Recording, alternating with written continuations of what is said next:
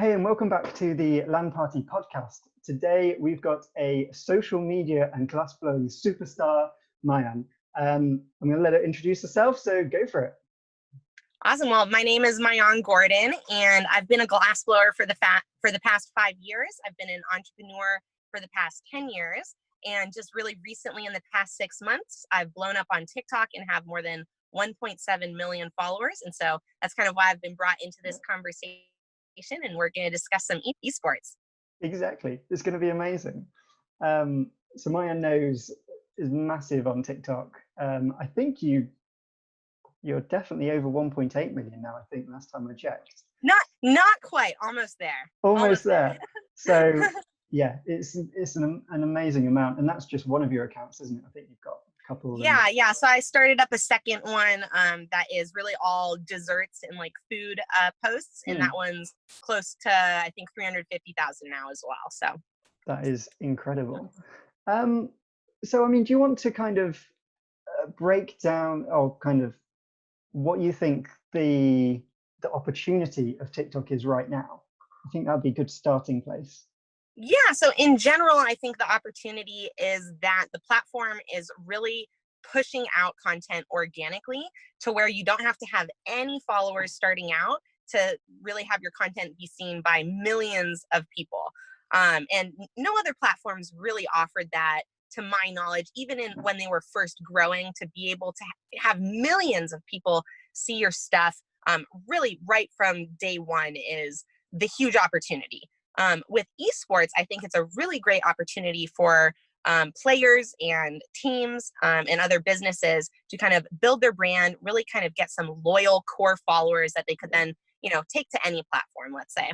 Yeah, exactly. Especially within esports, I think it's one of those industries where there's no kind of barriers to creating each individual player's personal brands.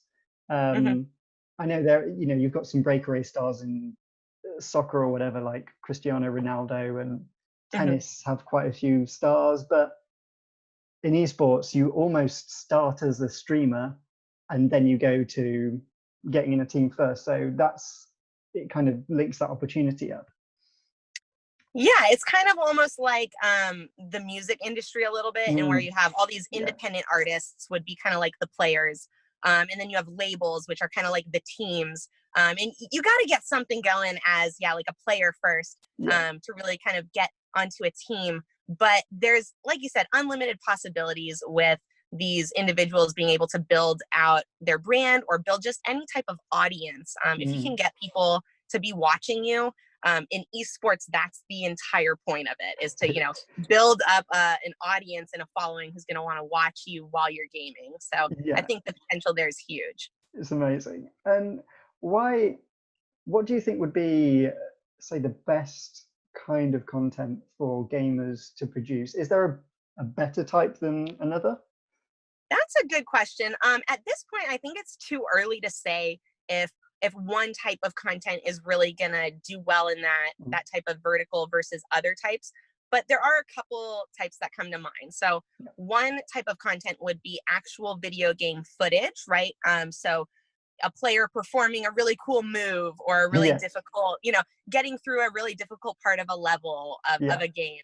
I think that would be really enjoyable, not just for people who are familiar with the game and kind of can appreciate the difficulty and the skill set behind that. But, for someone like me who I'm not into any of the games really heavy, I still think it's really cool to see an awesome move. I can still recognize, oh, wow, that was really dope. Yeah. I've even seen a couple, not on TikTok yet, but I've seen a couple on Instagram because I have been doing a little bit of behind the scenes research into this, where a car like in a racing game will bounce off like crazy things that it's not supposed to bounce off of. And that's enjoyable because I know a car's supposed to be on the road, and when it's flying through the air, that's pretty fun. But the other type of content I think would be really like behind the scenes style content. So stuff that shows, what it's like to be a gamer, maybe what their like gaming room setup looks like. I know a lot of gamers have a particular chair that they're really into, Yeah, or like a mouse, and yeah. yeah, a mouse, the headphones, like what all their gaming gear is. I think that's a really great way to, give people this interesting look into who you are as a gamer. And then also, what it's like maybe going to competitions or interacting with other gamers. I think that could be really, great content as well. Yeah. So almost kind of, I guess, documenting just what happens day to day. Yeah, absolutely. It's a totally new thing and phenomenon Yeah. that people can make a career out of gaming. And I think it's something we are all interested to know more about on a visual level. Mm. And do you think because with TikTok, you can't add links into descriptions, can you? No. So you could post an Mm. a URL, Yeah. but it's not going to be clickable. So Yeah. people would have to go, open up Internet Explorer and then type it in, And find which it is and very hard to do. It's hard to remember the spelling of the URL. yeah. And even if you do like a shortener one, they always come out something just strange that doesn't make any sense. Exactly. Yeah. Yeah. So what do you think the links between all the different kind of social media channels are? Because a lot of gamers, it's like we do Twitch or Right. sometimes YouTube. So do you think there's the link between TikTok and Instagram, YouTube, Twitch, and all of these? Yeah, so I think for the main link is being able to leverage any attention you're getting on one platform across to another platform. And this is Mm. something I do all the time with LinkedIn and Instagram in particular, because the crossover is more there for me in my Yeah. businesses than it is with TikTok and, let's say, Instagram or TikTok and LinkedIn. Although I do arbitrage across all three of those channels. So I'll post a video on TikTok and then I'll share that video directly from TikTok to my Instagram. And so one way that that's great is I don't actually have to then do an Instagram post. The posts I create for TikTok are actually really great content for Instagram on one of my accounts, which is just strictly like glass blowing videos. So it Mhm. lines up perfectly, saves me a little bit of time Yeah. while still being able to promote on two different platforms. The other thing, though, that I do is when I have a podcast like this one and it gets posted on LinkedIn, I'll then take that and post it on my other Instagram, which is more kind of business related. And I'll say, hey, guys, look, I just did this podcast with Steven. And I'll get a bunch of comments and kind of support from that. And again, it's just kind of me leveraging something I did on one platform off onto another platform. So if you were creating a TikTok account and you are already on Instagram or you're already on Twitch, you can kind of promote what's going on your TikTok account on those channels, Yeah. or what's going on your Twitch on your TikTok. So you can kind of, leverage them against each other in a really creative and effective way. Yeah. Yeah. That sounds awesome. Yeah. It's kind of like you said, it's the opportunity of TikTok is massive just to get attention. Yes. And then it's how do you convert that attention to something else is entirely up to you, really. Yeah, exactly. I think that there's so many opportunities for really how you want to convert attention, that it really depends on, a person or business's goals, I'd say a year from now, Yeah. where they're going to focus that attention. Yeah, exactly. So with like World of Glass, for instance, how do you leverage that attention to end up with ideally sales? What happens Yeah, there? so for me, I have never been someone who's focused strictly on sales as a source of revenue. So my focus is really on how do I increase my revenue and how do I increase my profitability. Those are the two things I care more about than selling a product. So with the World of Glass page, something that's been really amazing is I've started getting paid to promote other artists' music. And Okay. with that, it added a revenue stream that was 100% profit, which I didn't have anything close to that before. Yeah. Everything else I was making money off of with my glass blowing had a significant, either product cost or, Yeah, employee or time materials, cost yeah. to it, material. Yeah. And with music promotion on TikTok, it's literally the click of a button, boom, your paid is completed. So, Yeah. that's really allowed me a lot of freedom in terms of my other marketing that I'm doing, because before I had to be really, really focused on sales marketing. Yeah. And, we all have only a limited amount of time and energy in a day. And I wasn't able to effectively increase my brand marketing posts while maintaining my sales marketing. So for me and my glassblowing business, that's literally the difference of posting a piece and saying, hey, this is for sale, message me if you'd like to buy it. That would be very direct sales marketing. Yes. To a picture of me wearing a piece out, let's say, in the forest with, some cool caption about the journey of glassblowing. Yeah. Both of those are marketing, but only one of those is going to guaranteed produce a sale for me, versus the marketing post could still produce a sale for me. But that's not necessarily the point of it. And so by getting revenue through TikTok, it's allowed me to focus more on this brand marketing, which I believe is going to long-term have a much bigger payout for me, because when you're really focused on sales marketing and you're pushing sales a lot, it does take a little bit away from you being able to build a brand image that's really strong. And I think that the strongest brands, right, they do zero sales marketing, and it's all brand marketing of them kind of showing off their products or their services with, like famous people or celebrities, or having really great ads that are lifestyle ads more than like a product ad. Yeah, exactly. And you see it. I mean, you see it all the time with kind of like perfumes in particular. Yeah. They never definitely. actually show the perfume. It's just, oh, you can have this amazing life. You can live in Paris. Yeah. Absolutely. Or even, I think a great example would be alcohol, the alcohol industry. Yes. They never tell you how much the alcohol costs in a commercial. No. It's never, ever about price. It's always, they're trying to sell you a lifestyle and a brand image. Yeah. So experience. I think, exactly. I think more and more businesses in every industry are going to start moving towards that form of advertising. And I think esports is actually poised really well to advertise for themselves in a way where they're never having to directly sell anything, because it really is about, esports isn't about the game itself. It's really about the people playing the game and the players and the interest that's around them. Yeah. At least in my aspect. Yeah, and the social aspect as well. I mean, exactly. When I was a kid, it was, you kind of had to go knocking on people's doors to see if they're around. But now it's, you just go home straight from school and you're on Fortnite or whatever, which segues really nicely into the latest Fortnite's marketing ploy. I don't know what to call it. So if you don't know, which you should do if you're in esports and you're watching this, Fortnite have recently done a TikTok campaign to add a community-made dance as an emote into the game.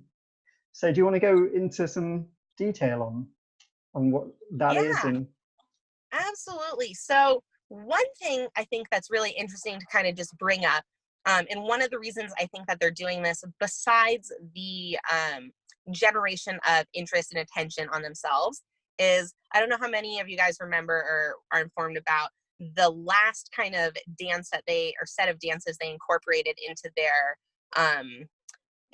game. One of them was stolen from was it the Backpack Kid? Yeah, the Backpack Kid. Yeah, with I forget, the floss. Is that what it's called? Yeah, the floss. And there was a big kind of media deal and thing about that, and I think they had to settle some small amount to them, to give them some money, which isn't necessarily a big deal. But I think the bad press that they got around it was something that they really were trying to avoid and didn't want to deal with. And by doing it in this format, they get all the dance copyrights, or it's like they own everything, because people are submitting of their own free will, saying, here you go, here's my dance moves, please take them. So I think that's really genius, just in terms of them being able to generate new parts of their game. In this case, it's dancing, directly from their audience, but without having to worry about any issues of that audience, like wanting, rights or money from it. I think they're offering like $250 in value. I think there's some kind of in-game stuff. Just the cloud. So they're putting out this challenge where they're going to get tons of attention. They're going to get a ton of people involved with Fortnite who have actually no interest in gaming, which I think is a really interesting concept, that a gaming company could have an entire customer base that isn't interested in gaming at all, but is interested in kind of, like you said, the social and the cultural aspects that the brand is creating. So I'm really interested to see how they develop that. You know, I've seen Fortnite products, right? There's a lot of kind of gear that has Fortnite on it. So I definitely could see them developing into a like lifestyle brand company where they sell all sorts of, you know, backpacks and, you know, headphones and branded gear like that. Yeah, they've got a lot of fashion wear already. There you go. I guess it's how they, are they going to try and sell that themselves, or whether do you think it'd be better for them to maybe partner with other shops? I know like Disney partner with Primark or something in the UK and that kind of thing. Yeah, you know, I think that's a really great question. It's hard for me to know without knowing all their kind of internal workings and who their partnerships might be. But I imagine if they have a well enough developed kind of back end and system of employees on their end, that they're going to want to really do that internally, because their market is really much more global, I think, than a lot of other businesses that would do these kind of brand partnership deals with, let's say, Disney or you know, whoever else. That they'll want the flexibility to kind of customize and tailor their products to different markets. And I think that that's probably easier done in-house than working with you know, manufacturer overseas or something like that. Yeah, and ensuring consistency and quality. Yeah, I know for a fact that when you're manufacturing kind of a product and dealing with worldwide, especially, people don't realize how big a deal shipping is when it comes to these international large shipments. Everything really has to be perfect and spot on. Otherwise, it causes 10 times more of a headache than it could have gone even right. So I'm interested to see how they build out that entire system for themselves, because they're really kind of the first, besides I'd say World of Warcraft, I would say is the first kind of global gaming phenomenon that I'm really you know, certain of.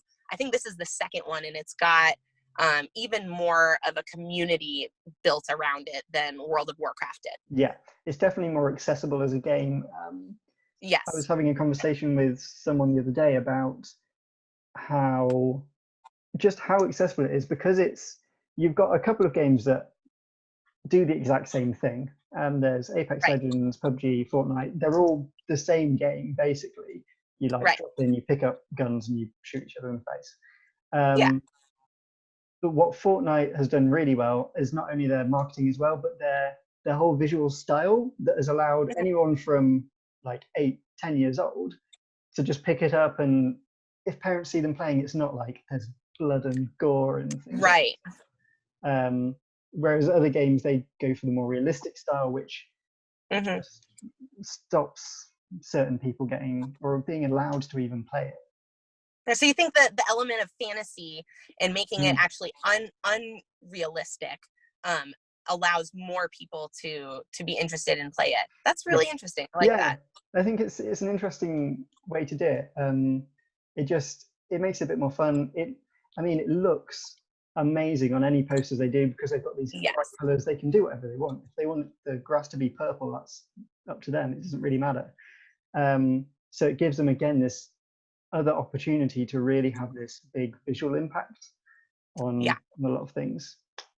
And to that point, if you don't mind me jumping in, I think that that's part of why it's going to do so well on like TikTok and whatever other video applications kind of come out next, is colors make a huge difference in color and vibrancy together make a huge difference in whether or not us as human beings want to look at something and how long we want to look at it. Like, if you notice this and pay attention, you'll notice that you just want to stare at certain colors longer than other colors. It's just our eyes and our brains become fascinated with certain color combos, with, again, that certain vibrancy levels, or even contrast in vibrancy can create a very like mesmerizing effect. And Fortnite definitely has the most of that, not just from their colors, I think also from the way that the three-dimensional kind of aspect looks. You're not just seeing I think that camera angles really add to like this layer of visualization with it as well. You get a lot more, I guess, the environmental sense of where you are, which is it really kind of helps immerse you within the whole Fortnite. Exactly. So one thing, keeping on that kind of the Fortnite, train, and particularly the dance thing. So they partnered with an influencer to kind of release this initial campaign. How do you think influencers are kind of key to launching campaigns on TikTok, or do you think you can just go for it? What's the That's view? a great question. So it depends on whether or not the business or brand has a well-established account. So I think if you're a brand new account or business on TikTok, and you really want to kind of make a strong impact with your first challenge, that it's almost necessary to use multiple influencers, because you're going to have to tap into their audience and the following that they have to want to be noticed by them, versus people, even people who are really interested in Fortnite, who are on TikTok. They're just not going to have as strong an incentive to make a Fortnite challenge if just Fortnite posted it versus if their favorite TikToker posted it. It's just a different kind of emotional connection that most of the creators have already kind of built up with their following. I'd say I'm a little bit less on that side. So if you were going to work with me, my impact would much more be in terms of number of views and amount of exposure versus depth of that kind of exposure, because I definitely think the longer you've been on TikTok and the longer you've been interacting with your following, really the more deep that loyalty is. It's definitely a length of time and a repetition of how many times they've seen you and feel like they've interacted with you through the app. So that's something to consider, I think, when brands are looking at influencers, is how long have they been on the app? How often do they interact with their audience? But if a company had a really strong kind of following on their own, and there are a lot of companies that do have, 500,000 followers or 1 million followers already, I don't think it'd be necessary to use influencers. I think they could really kind of start off and jump off a challenge or a contest on their own page. Yeah. And with because it still comes down to this, like, just user generated content bubble, these challenges. What do you think the main difference is between like user generated content on Instagram, which is a big thing, and user generated content on TikTok? Yeah, so that's a good question. I think with Instagram, a lot of the user-generated content is generally going to be pictures. Pictures are really easy to share. They're really easy to pull up from our phone. They're really quick to take. Video definitely takes a lot more energy and time to create. So I think that when people create, a user-generated video that's for a challenge or for whatever reason to be a part of something on TikTok, that it in general indicates a lot more commitment and interest. So I think a challenge going viral on TikTok is a much better thing than it going viral on Instagram, just because it doesn't mean as much on Instagram, in my opinion, in terms of like intent to buy or intent to do anything that you're trying to get your customers to do with it, which is what you want in, a challenge. So I'd say with this Fortnite challenge, right, one, they're trying to get a cool new dance move out of it, but really they're trying to get people to commit in action and make a micro commitment towards their business. If I do a dance, I'm 10 times probably more likely to buy the Fortnite game than if I've never physically done a dance from the game before. Just psychologically, that's how we work. And so the more, actions you can get someone to take towards or for your business, the easier it's going to be to sell to them. So I think TikTok's more effective on that layer. That's awesome. And I just wanted to mention, actually, before I forget about it, I did look at the Fortnite emote dance hashtag before we came on, and it's currently at 185.3 million views. So wow, it's just like it's madness. Crazy. The crazy reach you can. And that's just something I've never brought up before, but popped into my mind. That's just views that the phone is counting. That doesn't count views of when you show your phone to someone. Like the phone doesn't know how many eyes are watching. But if I think about it, one of the cool things about TikTok that makes it really different, I think, than Instagram or Facebook is I show people what's happening on my screen a lot. I'm like, because you can't really explain what's happening with words in a TikTok video. You really have to like show someone for them to get it. And so I think that 183 million views, that could be 500 million views, Yeah. or even 1 billion views at this point, of actual people who've seen this new, the dancing or whatever it is that they're being. Yeah, exactly. It is mad. And TikTok is a very shareable platform. Yes. And I've noticed they've made it very easy to share with other platforms as well. You can Yes. download it very easily. I think when I try and share from my phone, it just pops up like, where do you want to share it? Instagram, Facebook, whatever. It's like, share it everywhere. Do it now. Just go for it, which is amazing, which Instagram doesn't have, I think, a lot of the time. They have one for, like, I think Twitter and Facebook where you can share. I know I can share to my Facebook page automatically, but it's like, it's not great. It's not amazing. LinkedIn is very the same. If you try and share something with someone and they've not got a LinkedIn profile or they're not logged in, it's like they have to do something before they can get to it. Whereas it just pops up for you. It's amazing. One thing I've always thought that's quite interesting about TikTok is the way it works when you sign up. And I think it's very different from any other social platform, which I don't know if that's a key to its success or not. But if you think about Instagram, Facebook, Pinterest, LinkedIn, to get anything on your feed, you have to start following people or connecting with people. Whereas TikTok, as soon as you log in, it's just, here's some stuff. Look at stuff, which is really awesome. So anyone who's listening to this who's not on TikTok yet but is thinking about it, I would just say, like, spend a few days going through it and liking stuff that you like, because you will just get shown everything, and it's going to random stuff at first. At first you'll be like, why am I watching this? This is terrible. But eventually it will start to come up with the stuff you like. Mine's mostly games and cats now, so that's awesome. yeah, exactly. It's the best kind of feed for me. So going back into what we were saying, so you kind of get paid to work with media partners, I guess, or musicians. How does that work? Do they approach you, and what are the kind of conditions you go through to working with them?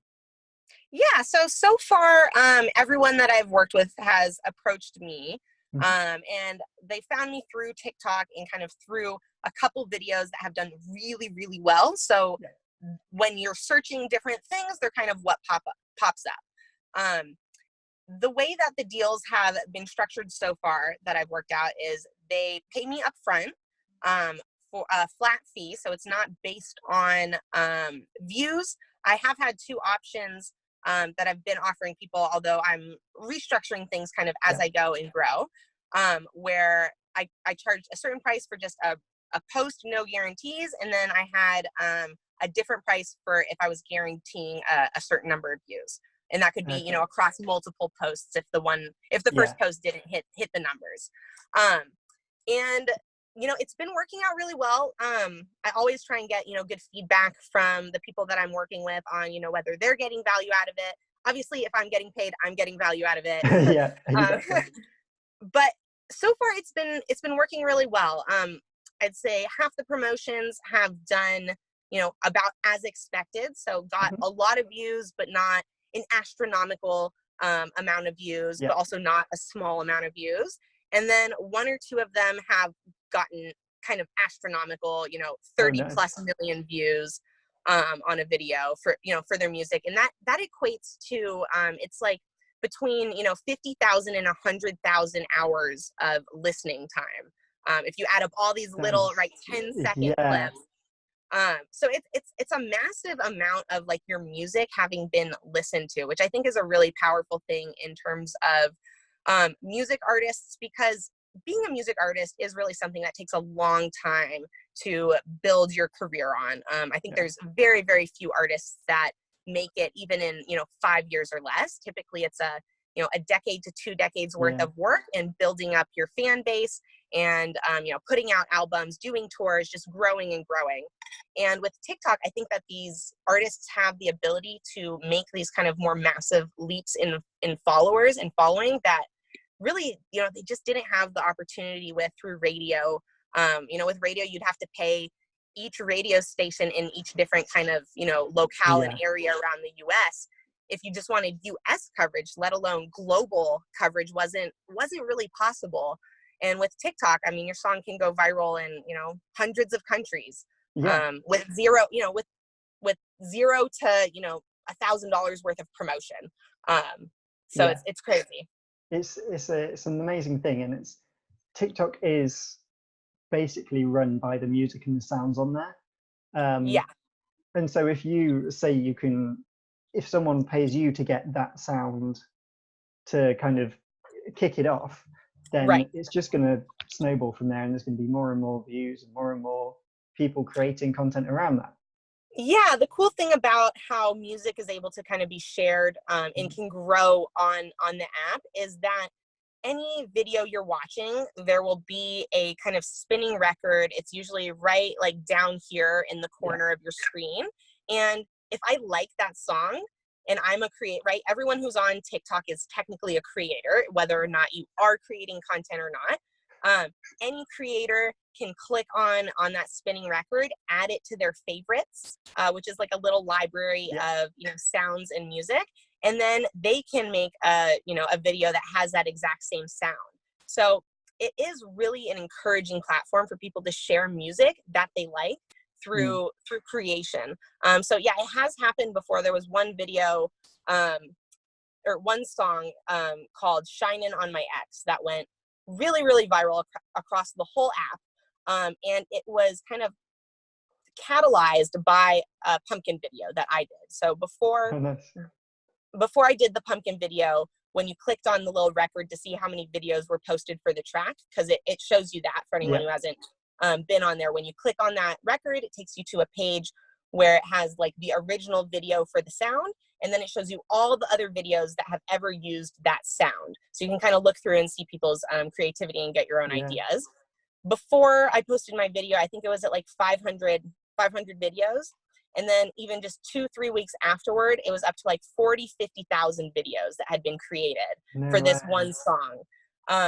So the viral power of it is amazing. Yeah, for sure. And then if you're music as well, then that then translates to I don't know, listens on Spotify or downloads wherever it is. So there's a massive potential there.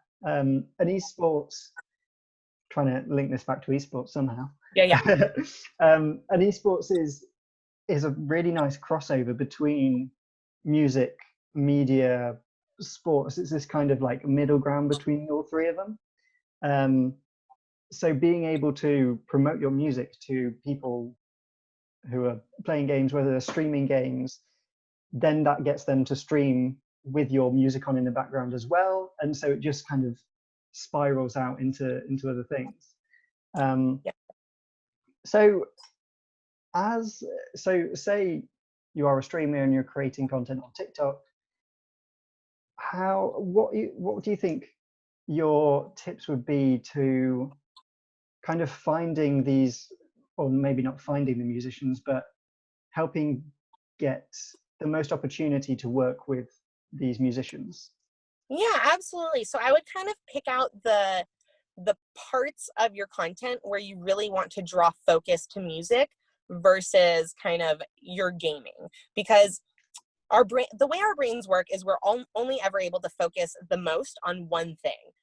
It's always going to be a hierarchy of focus, and visual and music and audio, they really compete on TikTok. I think more than any other app where visual a lot of the time is going to come first. There aren't many apps, that aren't music streaming apps where audio comes first. And with TikTok, there's definitely such a powerful contributing factor of audio that people will watch videos they have no visual interest in just to listen to like the track or that part of the song be completed. And I've heard this from a lot of people. They're like, when this song comes on, I always listen to it. Like, I don't care what the video is. Like, I always watch the whole thing. And so I think that, you know, as a gamer, there's different kind of ways you can incorporate music in a systematic way. So one way I kind of think about it, or one option would be to have like warm-up music, right? You could have like a whole warm-up routine that isn't showing you playing any of the game. Is literally all like, you know, funny or you know, relatable parts of you kind of getting ready to play or getting in the zone. And you could have, you know, a warm-up mix or some warm-up music that you play every time. And that could be a great spot for you to kind of partner with a music artist to say, hey, I play this warm-up mix. I do these warm-up videos, you know, every, you know, week or every day or whatever it is. You know, I'd love to work out a deal where you pay me this amount to play your guys' music. So that'd be one spot. I think another spot would be, you know, obviously while they're gaming, and this in TikTok can be added afterwards. So even if you had one particular song on, but you know no one really likes that song. It's not like a popular trending song, but that's what you play to, you know, get in your zone. In the TikTok app, you can pick a different sound entirely to put on top of that and make that sound kind of your theme sound. Even if it's not something you're super into, that can be a highly effective way to, you know, build your following and to get other artists to recognize and notice you, because other artists are drawn to popular music and popular artists the same way that the consumers are. And so if they see you kind of promoting music that they deem as being successful, they're going to have a bit more of an interest in working with you just by association. Yeah, absolutely. And do you think that, because obviously with TikTok, you can also record your own sounds and you can put your own voiceovers on it and everything. Do you think that using the popular sounds is considerably better than creating your own sounds? What's your kind of thoughts on that? Yeah, so I have a couple thoughts on that. One is, if you're trying to get the most exposure possible, I do think that it's better typically to go with the trending sounds and kind of like the featured category. There's a couple different categories they have on their like sounds page. The reason for that is, in my mind, it's clear the app does more push out of trending music. When it says more people like this sound, it shows it to more people. But if you have a strategy for original sound, I think that can be really powerful in terms of making you stand out and gaining a more kind of unique, loyal following that isn't going to, you know, just kind of jump ship to the next person who does trending sounds. So an example of that would be voiceover, like you talked about. So taking gaming clips and putting, you know, oh my God, whatever kind of funny voiceover. I've seen that work really well on TikTok. Just any type of voiceover work does really well on TikTok, and can be really unique to, you know, to your brand or page. Other types of original music or sounds that do well, I think, if you are a music artist or have any ambition of being, you know, a music artist or dabbling in the music industry, esports could be kind of your intro and way into that. So, you know, dabble and play with your own sounds if that's something that you're interested in, because it could open up a lot of doors for you to pursue that further and kind of develop that skill set further. But if, like, in terms of, you know, general songs, if you're just gonna be playing a song, always do it through the app, because it's gonna get better push out through it. And better quality. Also, if you try and upload your own sound, then you can tell. You can tell the difference sound wise. They kind of knock the quality down a bit. But I think, like you were saying, with the kind of using other sounds for warm-ups or whatever, I think it also gives the opportunity for people who don't necessarily want to be streamers but want to play esports at a professional level. They can quite easily grow their TikTok account, because you don't need to be funny, you don't need to have like amazing commentary on your games. If you just put one of these popular sounds over you doing some amazing gameplay, like we were saying earlier, then you've got that opportunity to grow without having to necessarily step out of your comfort zone. You're just playing the game and getting people absolutely involved. Do you think, how do you think hashtags are in TikTok? Because I'm a little bit conflicted, because there's hashtags that have billions of views and billions of posts around them, things like FYP or For You page and that kind of stuff. Right. And do you think it's a good idea to put those on every post anyway, or do you think it's better to go for more niche hashtags like you would with Instagram? Yeah, so first I want to say that hashtags don't play any effect in terms of views. So you're not getting any of your views from hashtags. Almost ever. I think there's maybe been one post I did where I got like a really small percent of views from hashtags. But the reason that you're not getting views from hashtags is that is not how people find videos.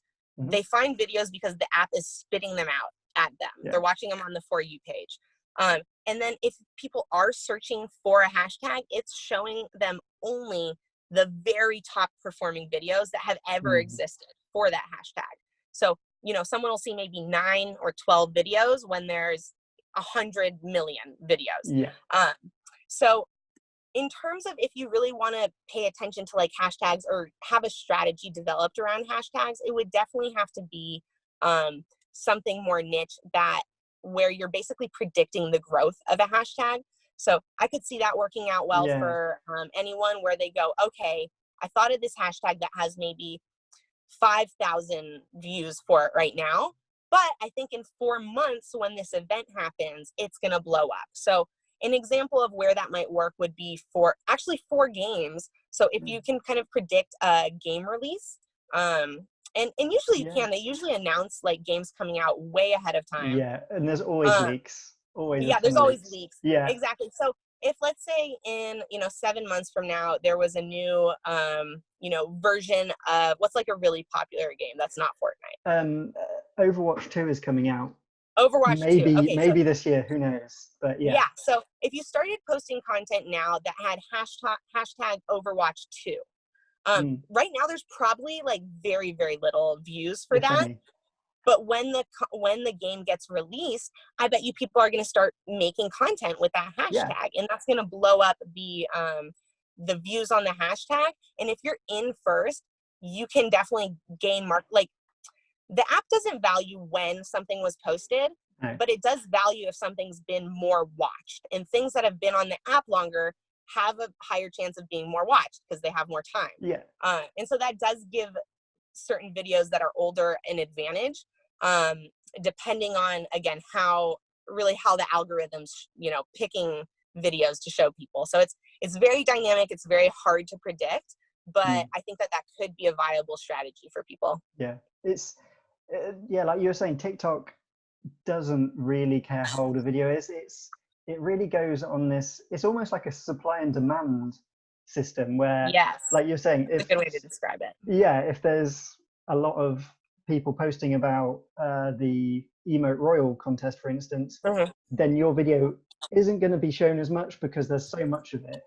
Whereas if you're doing something like Overwatch 2, when that comes out, there's going to suddenly be a load of people wanting to watch Overwatch 2 content, but there's not going to be many created out there. So it just goes, have what we've got, and then while we're filling in the gaps. Yeah, I think you're describing actually something that's a really interesting phenomenon on the app, which is there's these very small but giant pockets of like opportunity for videos. I think, like you said, created by this like demand and supply difference. So at any kind of peak moment of something being advertised on it throughout the rest of the world, so like through media, traditional media of like TVs, radio, whatever, magazines, so something I think of as like holidays, right?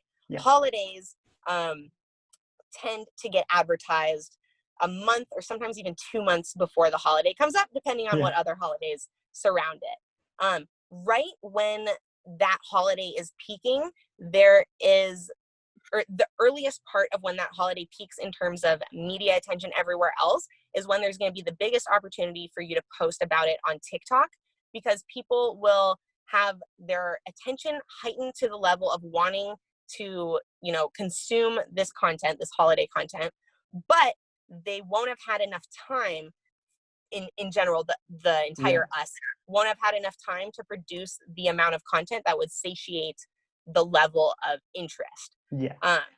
So, but it tends to be a very small window of time, and you have to post in the window to get the push through the app. And that's because, again, it's like you said, it's like a minute by minute that it's deciding what do I have available and what are people wanting to watch. And if your video pops in right when it goes, I don't have anything else, and this video is perfect, it shows it to everyone.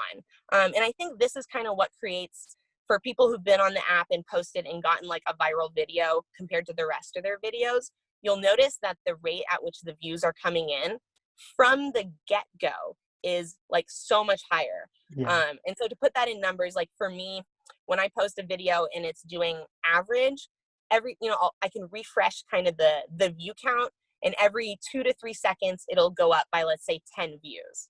Now, if I have a video that's going viral, from the very beginning, it'll be going up by hundreds, if not thousands of views every couple seconds. So the difference there can't just be off of a preliminary audience test. That's how a lot of people describe the TikTok algorithm working, is it shows it to one audience, scores it, pushes it onto a second audience, scores it again. And I think in general, that's how it works, but there's other factors layered on top of that, which have to do with this kind of general demand and supply, where it can know immediately this video is the video we want to show to this entire group of people. Because otherwise, how would from immediately zero it start going up at such a high rate? There's got to be something behind it. Where it knows, maybe it is the hashtags, maybe it's analyzing the actual content. Here's my thought on how it works. Is that just like most of our other phone apps, if you didn't know this, disclaimer, you're about to be upset. But anytime you use a phone app, it's tracking data from everything else you're doing on your phone. So I imagine that TikTok is tracking my Google searches, for example. And that it knows when I'm interested in, food or going to the mall or any of those things that I've searched on Google, through, this kind of data sharing that exists with apps. And I think it's able to aggregate all of that from everyone. So at any given time, it can really have kind of a good idea of what the world is interested in, or at least segments of the world are interested in through their Google searching. And then with that, information, plus coupled with its ability to read video content, like it's got AI that very clearly can read video content, that it can know immediately, oh, this video has tigers in it, and there were 1 million searches just now for tigers. So like, boom, show it to all these people who just searched tigers, even if their consuming behavior had not ever indicated that they would be interested in tigers through the app, right? We have so many different indicators about what we're interested in besides just our watch behavior on that app, that I think the app itself is kind of taking into consideration. That's interesting. That is, I am just going to go and burn my phone now, but that's fine. So it knows everything. It knows everything about me. I've kind of just succumbed to the fact that, like, Google, Facebook, all these places just know my entire life. So exactly, that's what it is. No big deal. I'm fine. I'm not whatever. That's awesome. So I guess, so you're not, I mean, like we said in the beginning, you're not necessarily into esports or into the gaming world particularly. Do you play games at all, like mobile games or anything like that? So my personal experience in gaming, I was really, really into games when Game Boy had just come out. I got Game Boy before it was Game Boy Color. I remember being so excited. I had like Mario and like one other game that I would play incessantly. And then Game Boy Color came out, and you got to pick the color, which I think is another case in point on color being such a big deal in all businesses. I mean, the fact that they made their console colored and you could pick a color has since then been a huge part of game marketing. Being able to customize your controllers in your consoles is a huge part of it. So I've always been interested in it from a design aspect, I guess. I've loved, the fact that you can customize controllers or even game cartridges. Like when Pokemon came out with their Game Boy cartridges, it was like Pokemon Gold or Yeah. Pokemon Ruby. So I've always loved the personalized expression that, gaming allows. I think that's what a lot of people really enjoy about it. And, tying that into Fortnite, you can really customize your character. You can customize the look of everything. So I love games as self-expression, but I get a little motion sick. Like visually, a lot of the games I can't handle just Yeah. because like that first person movement to me, it's not something I grew up with. And it messes with my brain a little bit. Yeah, absolutely. So that's something I think for me that's been a barrier. But right now as an adult, my main experience with gaming would definitely be arcade games. Awesome. Anytime I'm traveling and I see an arcade, or sometimes like if we have some free time, me and my husband will look for an arcade, because it's really just something that's fun in a different way than anything else. Your brain connects with video game content in a very different type of relaxation than like watching TV or just watching something. The participation level of it is really enjoyable. And I love going to video arcade games, and I'll play the, joystick style games, and I'll play the full immersion, where you're kind of in like a console one. Those are really cool. Oh, nice. Something that's changed in terms of arcades, because I've been going to them for a long time. So it used to be almost all console style games.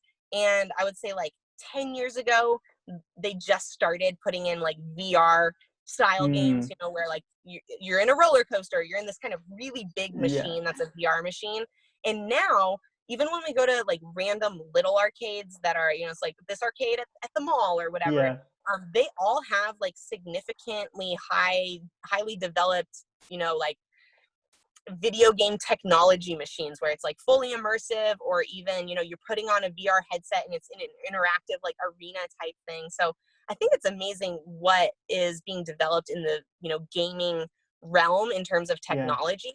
It hasn't slowed down since Game Boy days. They're still pushing the envelope for sure. Yeah, and it's just getting crazier and crazier. So do you have you played many of the VR titles then in the arcades? I haven't, again, just because I know that VR, it's a little too immersive visually for me. And if anyone who has read into VR, I've read into it a little bit, it gives everyone, like, you can only physically do it for like 30 minutes maximum before it affects anyone on kind of that like destabilizing level. So I think that's something they have to work through, and that they probably will figure out solutions to. But the ability to immerse yourself like that without having to use your imagination, I think it's huge, because a lot of people really do struggle visually with their imagination. Yeah, absolutely.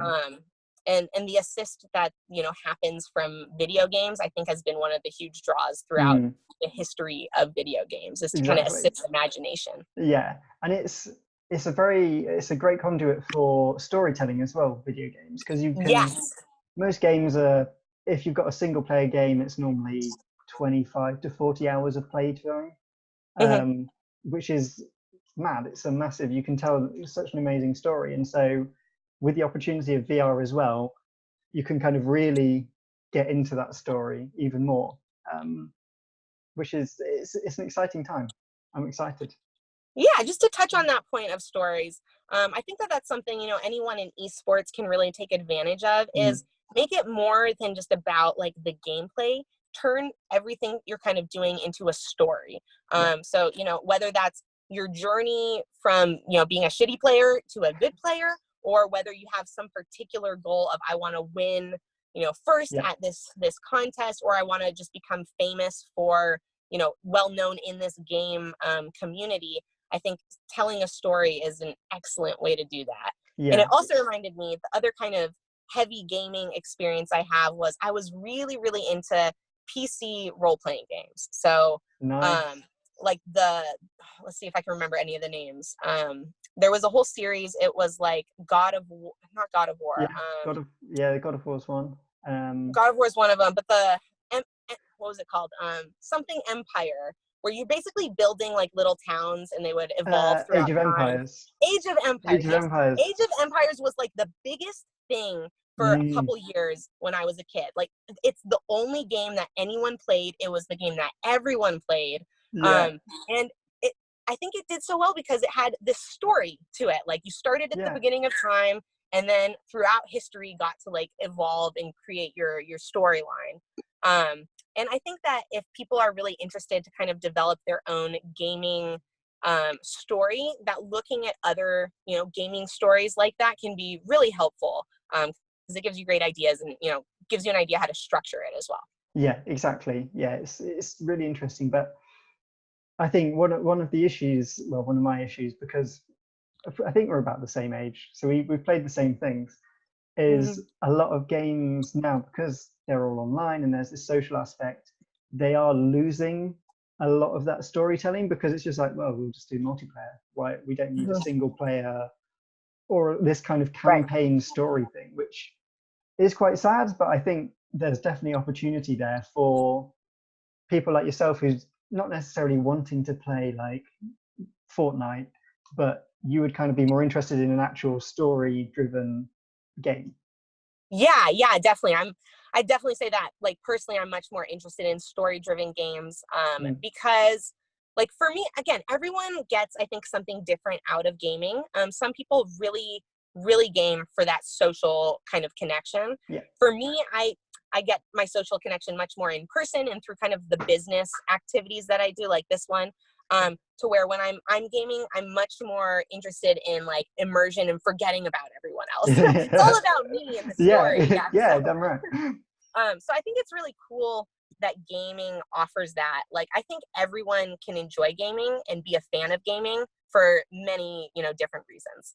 Yeah, absolutely.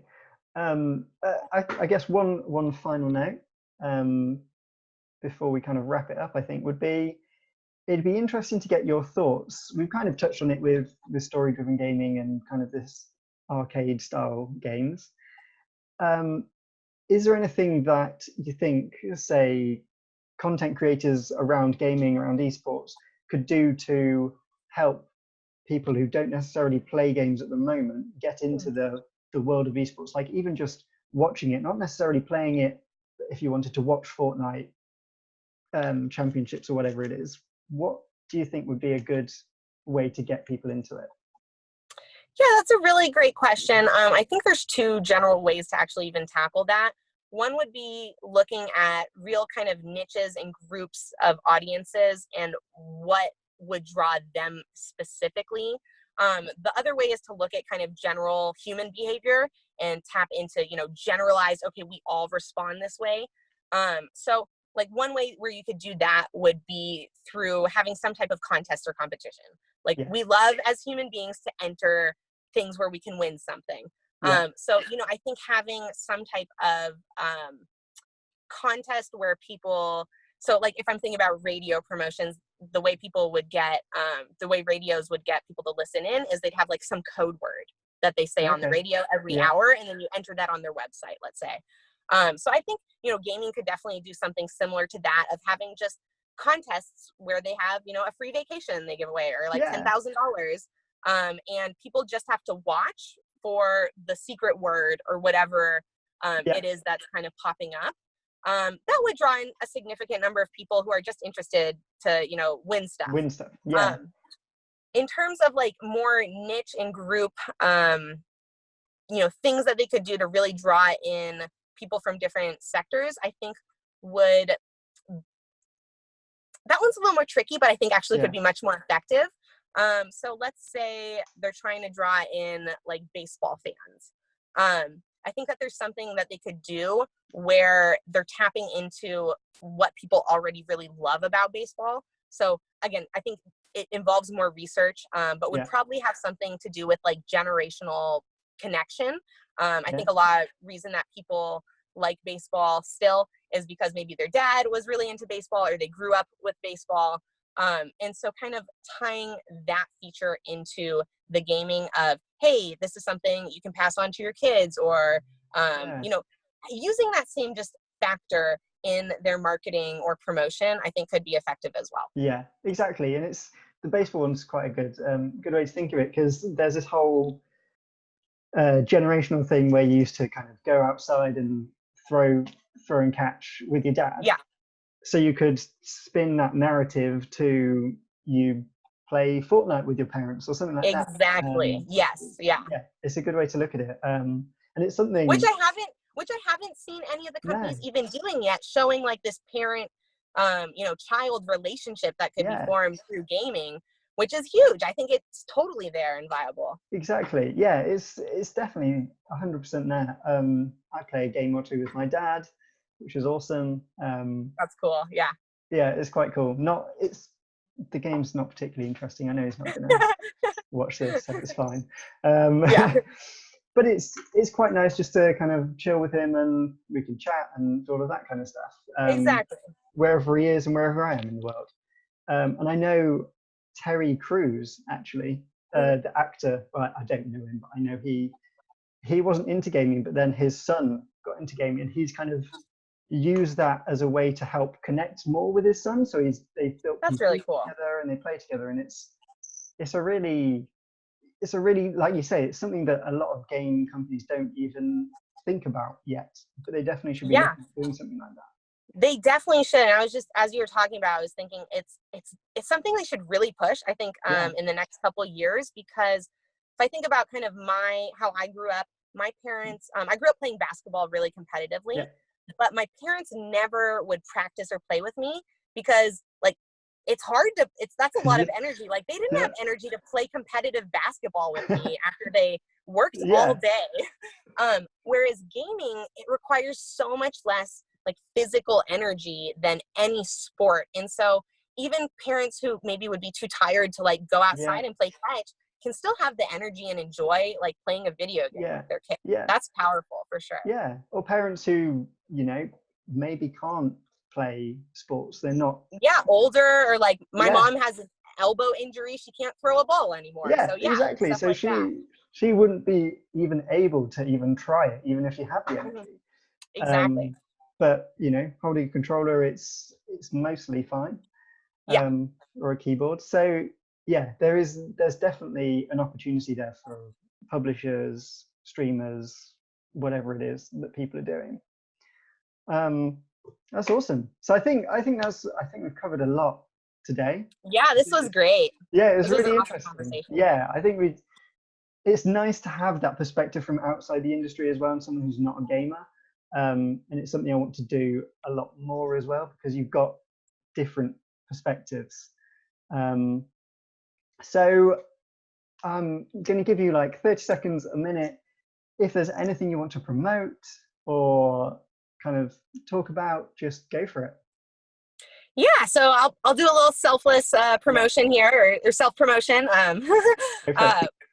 So I'm going to direct this at like sports teams and, esports teams, or anyone in the esports space. But I offer, one-on-one or group consultations. So if you've got, a group of people and you kind of want me to come talk to you about TikTok in depth, or how it, very specifically applies to what you guys are doing, or how you can utilize it, please feel free to get in touch with me. I'm taking on new clients right now, and I always work with people's, different budgets depending on, what their situation is. So get in touch with me if you have any questions. LinkedIn is probably the best place to reach me. I'll spell my name real quick in case you want to find me. It's Maayan, and then last name's Gordon. You can also follow me on TikTok at World of Glass. And that's about it. I'm posting up a bunch of new content daily. And I'm really interested to see what happens with esports, and would love for other people to get in touch with me, just to even share their insights and kind of experiences into the field so far. That's awesome. And Maayan is really interesting to follow on LinkedIn as well. So it's definitely at least worth a follow, so you can learn a lot more about TikTok and social media. Thank you so much. That's all right. You've been doing some amazing content recently, so it's really good. I will put links in descriptions and wherever I can, so it should be easy for people to find you, but it's good to know that they can at least spell your name so they can find you that way as well, which is awesome. Hopefully it's still tricky, Yeah. so I forgive you if you mess it up. Amazing. Well, yeah, thanks for coming on, and we'll see people listening on the next one. Cool. Awesome. Thank you, guys. Hey, thank you for listening to the LAN Party podcast. We hope you've enjoyed listening to it as much as we've enjoyed recording it. It's amazing talking to these incredible people. We're always looking for more people to come on, so if you're in the esports industry, just get in touch and let us know you're interested in coming on board. Also, LAN Party is a project that we're working on right now, and we are currently looking for investment to make it even more of a reality, to speed the project up, to make it better than it could be with what we've got at the moment. And we're also looking for developers who maybe want to come on board and work with us on creating this new technology that's going to change the face of esports. So if you're interested in that, let me know, just drop us an email and we can start the conversation.